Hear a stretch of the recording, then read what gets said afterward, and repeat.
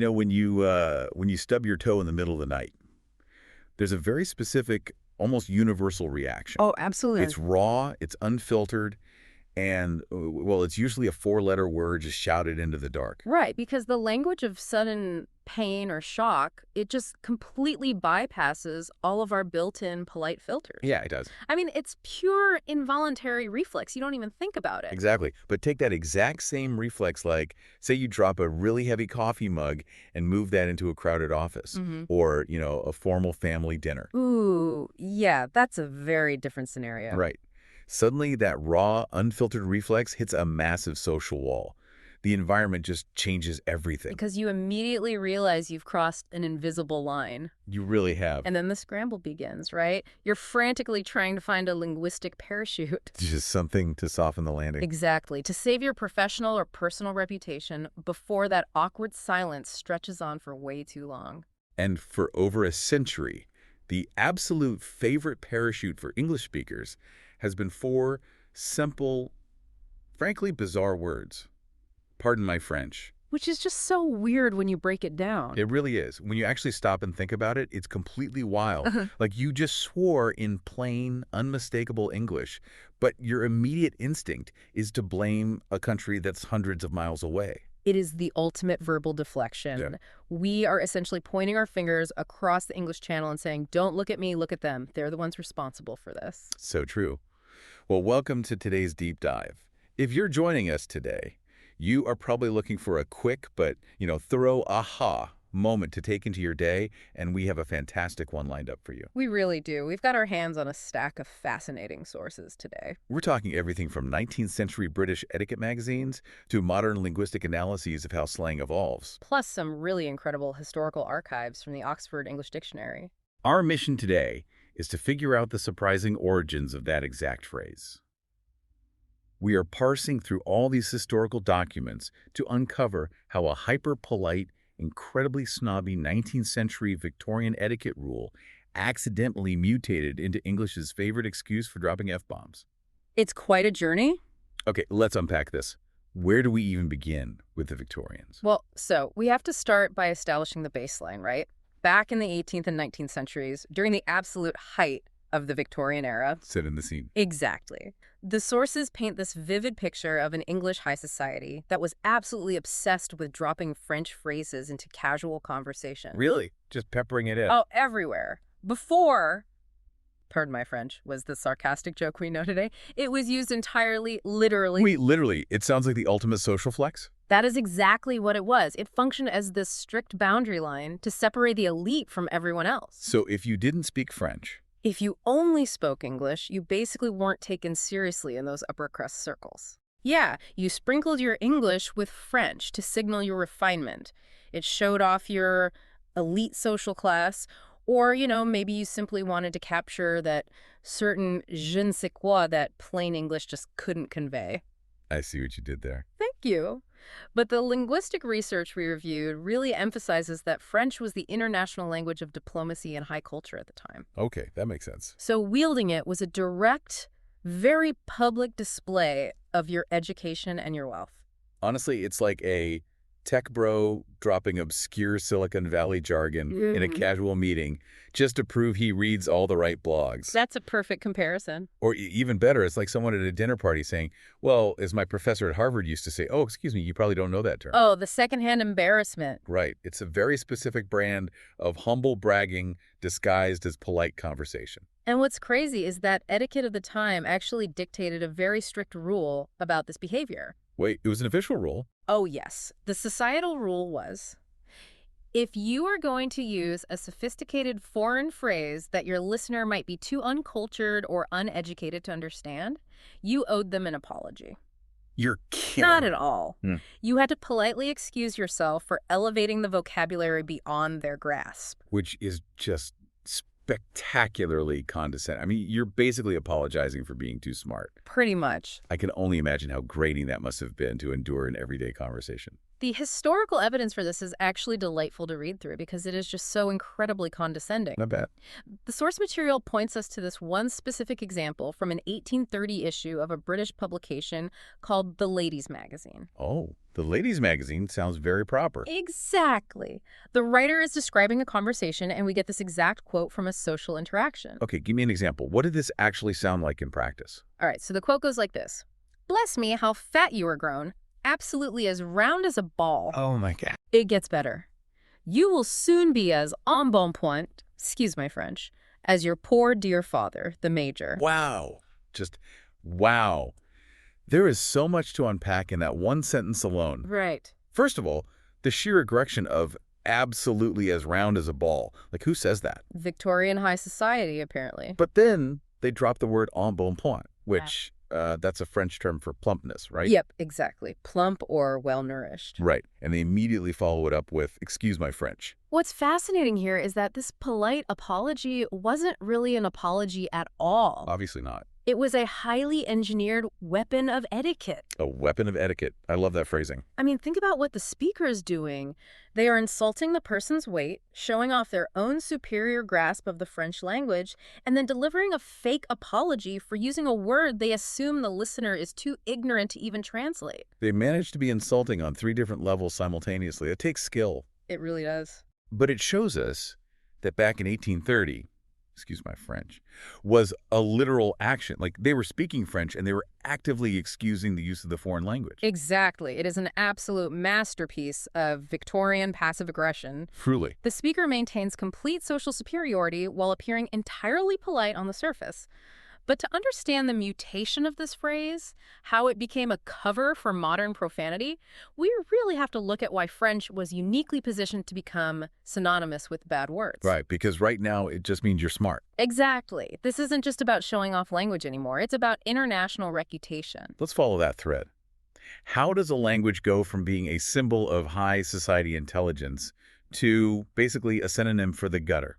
Well, at the exact same time the British elite were using French to sound sophisticated, the general English population was using the word French to describe anything scandalous. Hold on. I have to push back on this a little. Sure. If conservative English culture found the French so scandalous and, explicit, why were they borrowing their words to sound fancy? That feels like a massive contradiction. It is a contradiction. Because you don't usually emulate the people you think are completely inappropriate, right? Well, you've hit on the exact cultural tension that makes this whole thing so interesting. Okay.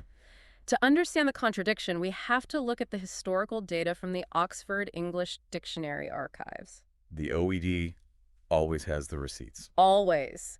And according to the OED, using the word French to imply something scandalous or explicit dates back to at least 1682. Wow, so way before the Victorians. Way before. By the 18th century, if an English author wrote a provocative or slightly explicit book, the English public immediately branded it a French novel. Oh, I see. So French was basically a marketing label for anything naughty. Exactly. But you still haven't answered why they borrowed from a culture they deemed so scandalous. Well, it was precisely because they deemed it scandalous that the language became so incredibly useful to the English. Really? How so? Think about highly conservative Victorian culture.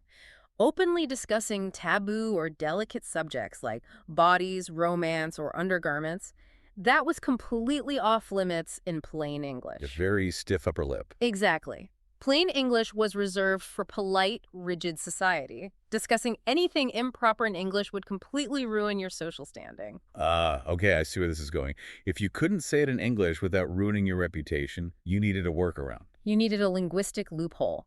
Enter French loanwords. The plot thickens. Words like lingerie, negligee, and risque. These words provided a discreet, sophisticated way to talk about taboo things without technically breaking the rules of English etiquette. Because it's not English. Exactly. Think of it like a pressure valve. The conservative Victorian culture was this tightly sealed pot regarding taboo subjects, and the French language was the valve that let them release that pressure without exploding their social standing. Here's where it gets really interesting.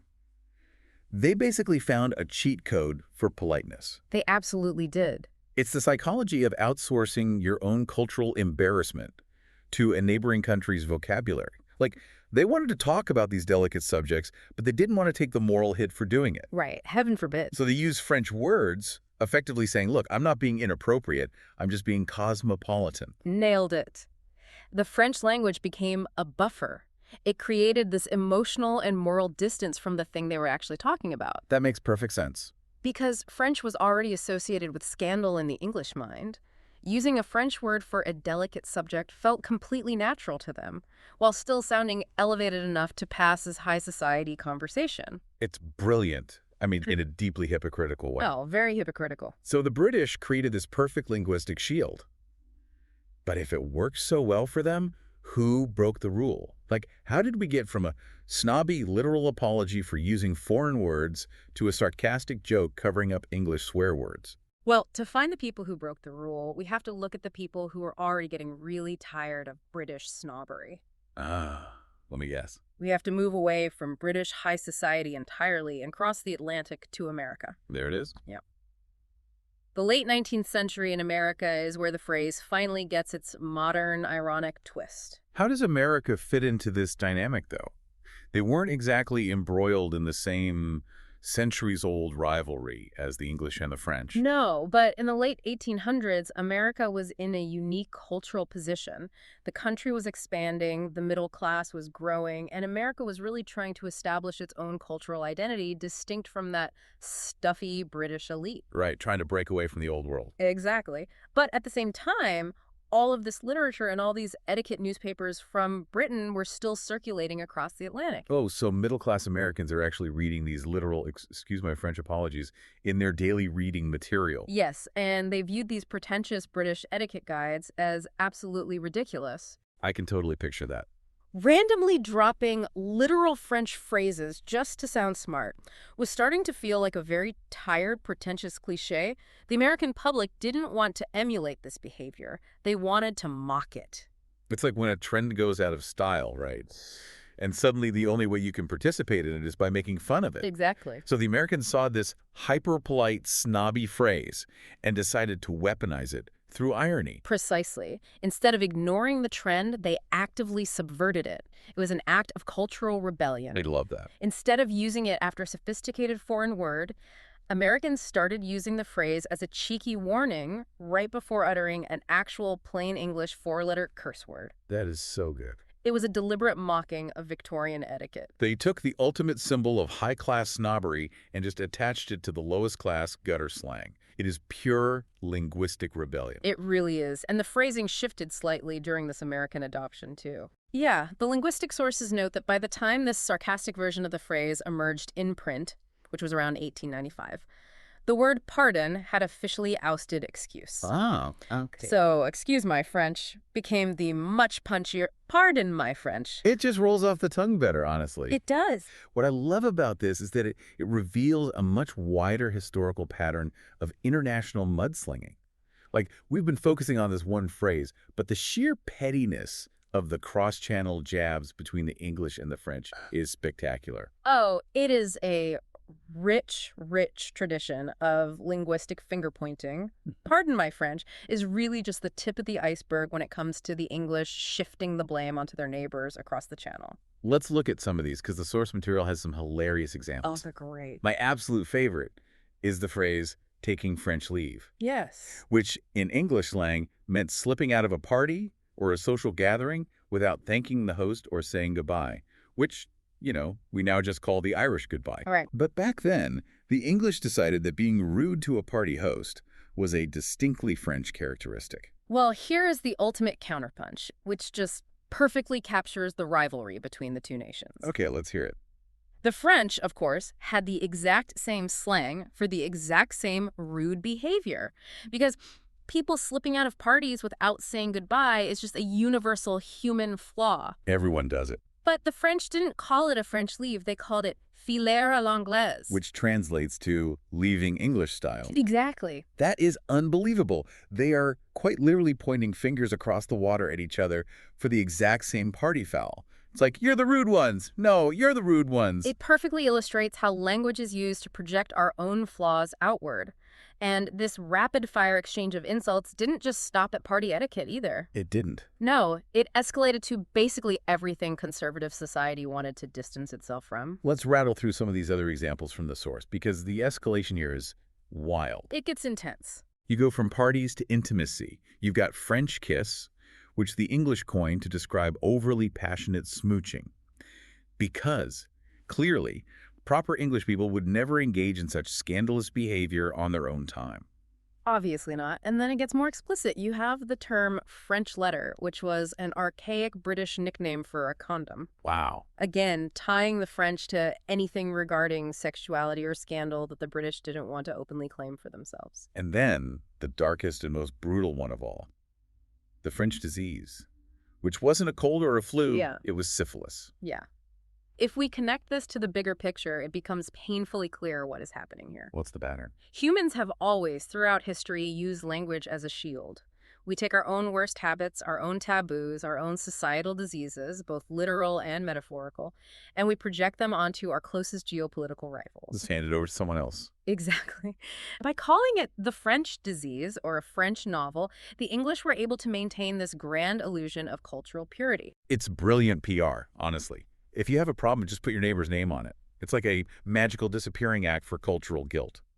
And it works because it relies on an unspoken agreement within the in-group. Like an inside joke. Pretty much. Everyone speaking English knew what a French letter was, and everyone knew what pardon my French meant, but the phrasing allowed them to collectively pretend that the source of the vulgarity lay somewhere else entirely. So what does this all mean? We started with a Victorian noblewoman throwing shade at a dinner party in 1830, and we've ended up uncovering a centuries-old tradition of international scapegoating. It's quite the arc. It really is. I think the big takeaway for you, the listener, is this. Language is rarely just literal. The next time you use a linguistic shield or a corporate euphemism at work, saying things like restructuring instead of firing, or even when you apologize for your own bad language at home, you are participating in a massive historical tradition of cultural buck-passing. You really are. Think about the phrases you use in your own life to soften the blow. We are constantly searching for ways to say the unsayable without taking the blame. Because we want the release of breaking the rules without the consequences of breaking the rules. Yes, and we are very, very creative at finding ways to do it. This raises an important question, though, one that I think is really worth chewing on after we wrap up today. I'm intrigued. Well, we've mapped out how the English used French to describe their ultimate scandals and taboos for centuries, right? Yeah. But language doesn't stop evolving. We no longer use French as the default adjective for anything scandalous or explicit. That specific trend has mostly died out, outside of the phrase, pardon my French. That's true. Nobody says French novel anymore to mean something scandalous. Exactly. So how is our modern slang doing this exact same thing right now? Oh, that's a great point. Like, what is our modern version of the French novel? Think about the euphemisms we use today to distance ourselves from bad behavior or societal flaws. If a linguist looks back at our current buzzwords, our memes, and our slang 200 years from now, what will they see? They're going to judge us, for sure. Probably. But which countries, which generations, or which internet subcultures will they realize we were secretly using as our modern scapegoats? We might not be blaming the French anymore, but we are absolutely still blaming someone. That is a phenomenal thought to leave on. We are always pointing the finger at someone else to keep our own hands clean. Always. So the next time you stub your toe in the dark and you let out a shout that echoes all the way down the hallway, just remember. You can say pardon my French, but you're really just echoing a 19th century etiquette rule turned sarcastic American joke. It's a lot of history for one stubbed toe. It really is. Keep questioning the words you use every single day because there is always a deeper story hiding just beneath the surface. Thanks for joining us on this deep dive, and we'll catch you next time.